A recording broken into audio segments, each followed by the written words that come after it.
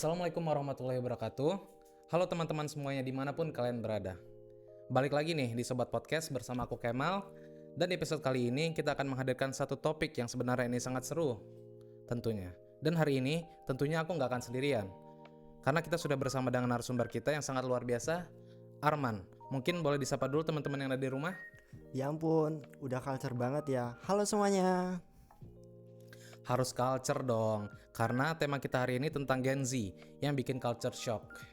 Katanya mereka bikin budaya sendiri ya.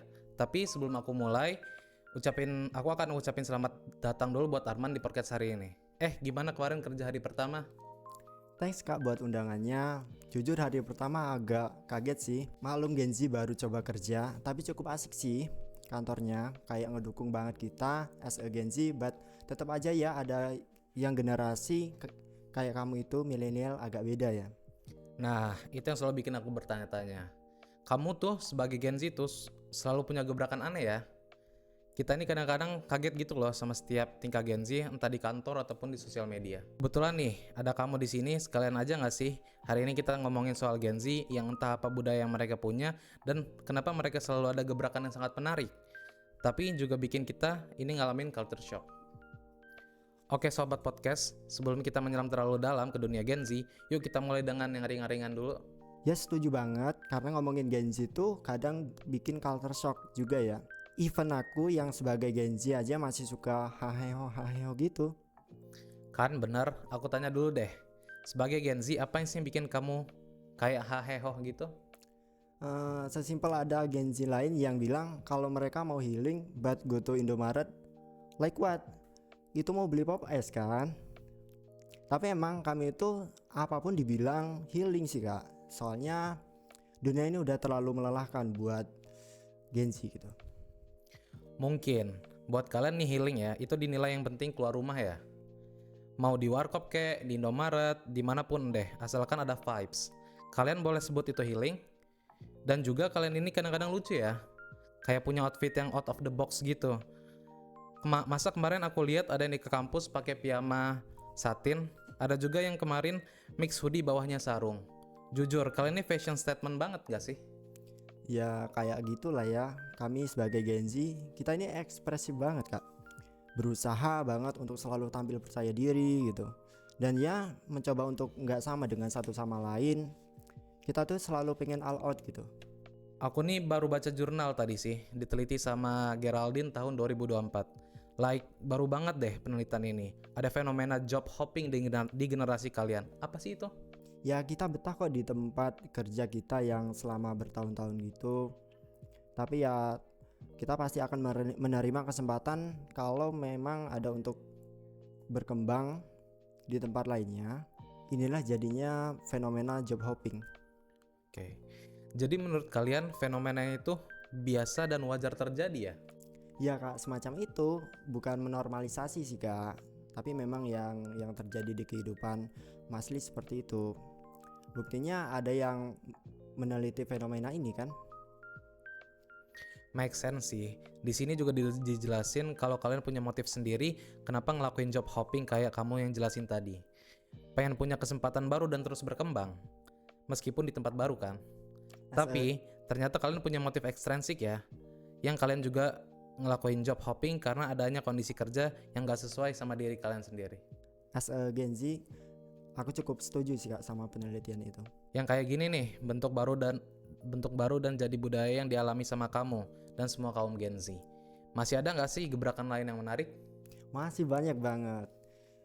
Please aku bakal kasih tahu semua perilaku Gen Z yang bikin kamu makin culture shock. Dan buat pendengar nih, terutama kaum Gen Z, coba ngerasa relate gak sih sama hal ini gitu. Menarik. Emang kita harus bahas Gen Z nggak ada habisnya ya. Tapi sebenarnya siapa sih Gen Z itu? Ini bagian aku banget sih kak. Jadi Gen Z itu mereka yang lahir dari tahun 1997 sampai dengan tahun 2012-an. Artinya kita tuh generasi yang udah lahir pas teknologi udah merajalela gitu. Iya sih, beda banget ya sama angkatan aku yang masih Tamagotchi dan nonton kartun TV sampai jam 6 sore. Kalau kamu sendiri ngerasa nggak sih Gen Z itu punya ciri khas apa? Banyak banget. Gen Z itu dikenal sebagai digital native, karena dari kecil ya udah akrab banget sama media sosial, internet, sama gadget gitu. Kita multitasking banget sih kak, bisa sambil Zoom meeting, dengerin Spotify, scroll TikTok dalam waktu yang sama semua itu. Apalagi waktu kita lagi ngalamin masa pandemi COVID-19 tahun 2020 kemarin tuh, pengguna Zoom itu sampai 300 juta tuh kak. Dari tahun 2019, tahun sebelumnya itu cuma 10 jutaan kan. Buset, itu mah aku langsung pusing sih. Milenial multitasking juga, tapi nggak segitunya. Gen Z emang kelihatan lebih kreatif dan aware sama isu-isu sosial. Ya, serius sih itu jumlahnya naik secepat itu. Emang sih, waktu pandemi emang kita total pakai internet dan manfaatin Zoom banget ya. Yap, kita tuh suka banget angkat topik soal keadilan sosial, lingkungan, mental health. Kayaknya hidup nggak cuman buat kerja, tapi ya punya impact juga. Setuju. Tapi aku penasaran nih, menurut kamu apa sih beda Gen Z sama milenial? Kalau milenial itu kayaknya lebih idealis dan loyal ya kak. Suka kerja keras, kadang sampai lupa diri sih mereka. Tapi Gen Z itu lebih realistis sih kak. Kita mikir ngapain capek-capek kalau bisa lebih efisien kan? Nyentil banget ya. Tapi emang benar sih. Terus menurut kamu seberapa besar pengaruh internet dan media sosial dalam membentuk identitas Gen Z sih? Besar banget sih itu. Media sosial itu bukan cuma tempat hiburan, tapi juga tempat belajar, berekspresi, nyari cuan, bahkan tempat aktivisme kak. Kita tumbuh sambil ngeliat dunia lewat layar. Jadi pemahaman kita tentang identitas itu gitu. Oke. Tadi kita udah ngobrol soal apa itu Gen Z dan karakteristiknya ya. Sekarang kita masuk ke hal yang paling bikin aku pribadi kagum sekaligus bingung. Itu kalian itu pinter banget ya main media budaya digital, terus cepet banget gitu viralnya. Selamat datang di dunia kami yang serba cepat dan penuh notifikasi. Budaya digital itu udah jadi napasnya Gen Z kak. Mulai dari bangun tidur, buka TikTok, sampai malam tidur, dengerin podcast atau scroll reels. Nah, TikTok ini yang menurut aku revolusioner banget. Konten cuma 15 detik bisa bikin seorang viral semalam. Gila ya? Bener banget. Dulu orang mau viral harus masuk TV, ikut audisi bareng. Terus sekarang cukup goyangin bahu di TikTok ya kan, atau ngomongin lucu di depan kamera, biasanya langsung trending gitu. Dan jangan lupa nih, meme culture. Meme tuh kayak bahasa baru. Sekali ada gambar lucu muncul, langsung diputar-putar jadi banyak versi. Bener banget tuh. Jadi meme itu udah jadi cara kita berkomunikasi, mau curhat, mau sindir-sindiran. Bahkan ngomongin politik pun sekarang bisa lewat meme gitu. Tapi jujur aku penasaran juga nih, dengan budaya cepat itu, tren bisa muncul dan hilang dalam seminggu. Kalian pernah ngerasa capek gak sih? Nah ini masuknya ke yang namanya FOMO kak, atau fear of missing out. Kita tuh sering ngerasa harus ikut semua tren biar gak ketinggalan gitu. Padahal kadang kita sendiri yang gak tahu trennya itu apa gitu. Iya, apalagi kalau nggak update ya, bisa dibilang kudet gitu ya. Itu kan tekanan sosial juga nggak sih sebenarnya? Iya banget tuh, ada sisi positifnya sih kak. Karena banyak orang jadi kreatif gitu, bikin konten, belajar ngedit video, bikin ilustrasi, jadi konten kreator. Itu kan keren ya kan? Iya, benar-benar. Setuju. Dunia digital ngasih panggung buat siapa saja. Tapi di sisi lain kayaknya juga bisa bikin stres kan? Iya bener. Banyak banget yang ngerasa harus tampil sempurna terus, selalu produktif, harus viral. Padahal kan kadang cuma pengen rebahan ya. Jadi semacam tekanan gak langsung ya. Harus eksis, harus seru, harus culture. Yap. Makanya penting juga buat kami untuk detox digital sesekali gitu. Karena kalau enggak ya bisa benar-benar ngaruh ke kesehatan mental kita gitu. Benar-benar. Wah, dalam juga ya ternyata. Dari luar kelihatannya cuma seru-seruan, tapi ada tantangan tersendiri. Nanti kita juga bahas lebih dalam juga sosial mental health dan cara Gen Z nyikapinnya. Nah, sekarang aku mau bahas satu hal yang sering banget nih bikin aku speechless. Gimana bahasa dan cara komunikasi anak Gen Z sih selama ini? Waduh, ini bahasanya sensitif nih ya. Siap-siap buat yang dengerin bahasa alien dari planet Z ya.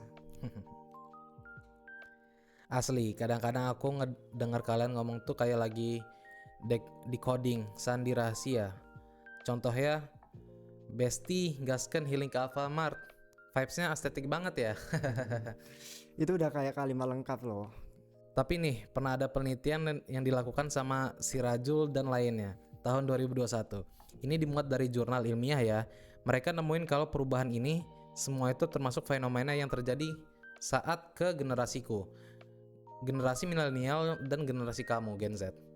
Dari penelitian dia yang dilakuin di daerah Kuranji, ditemukan kalau ada perubahan yang terjadi di generasi kita berdua.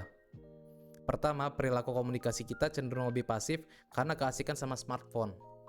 Kedua, kita tuh jadi jarang ketemu karena ngerasa kalau ketemu smartphone lebih mudah dimanfaatkan.